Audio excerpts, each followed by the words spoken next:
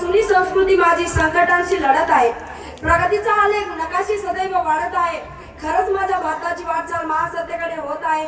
खरंच माझ्या भारताची वाटचाल महासत्तेकडे होत आहे. सन्माननीय व्यासपीठ, चाणाक्ष परीक्षक, आदरणीय गुरुजन व माझ्या बंधू भगिनींनो, माझ्या बोलण्याचा विषय आपल्या लक्षात आलाच असेल की खरंच भारताची वाटचाल महासत्तेकडे होत आहे, होत आहे, होत आहे. जगातील सर्वश्रेष्ठ लोकशाही असे बिरुद मिळवणाऱ्या भारताने स्वातंत्र्योत्तर कालखंडात नेत्रदीपक कामगिरी केली आहे.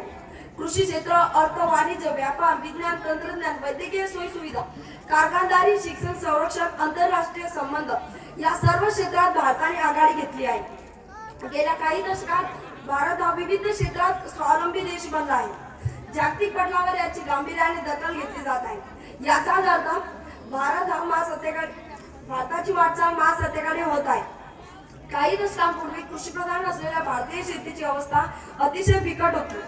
आपल्या देशातील लोकांच्या पोटांची कळगी भरण्याइतपर्यंत अन्नधान्य निर्मिती क्षमता आपल्याकडे नव्हती. परिणामी विकसित राष्ट्रांकडून आपल्याला अन्नधान्य आयात करावं लागत होतं. पण एकेकाळी अन्नधान्य आयात करणारा आपला भारत देश आज गहू, तांदूळ, तृणधान्य इत्यादी निर्यात करू लागला आहे. म्हणजेच महासत्ता होण्यासाठी जी स्वयंपूर्णता लागते ती भारताने कधीच पूर्ण केली आहे.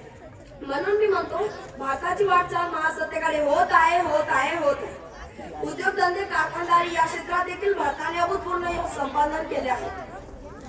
लोखंड, सिमेंट अशा वस्तूंपासून तर इलेक्ट्रॉनिक वस्तू जसे कॉम्प्युटर, मोबाईल, टीव्ही इत्यादींसारख्या वस्तू भारतात आता मोठ्या प्रमाणात निर्मिल्या जात आहेत.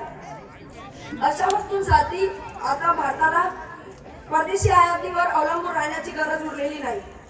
स्वयंसिद्ध आम्ही, स्वयंपूर्ण आम्ही, निरंतर प्रगतीचा असे ध्यास. स्वयंसिद्ध आम्ही, स्वयंपूर्ण आम्ही, निरंतर प्रगतीचा असे ध्यास. पुढेच पावले पडते आमची आम्हाला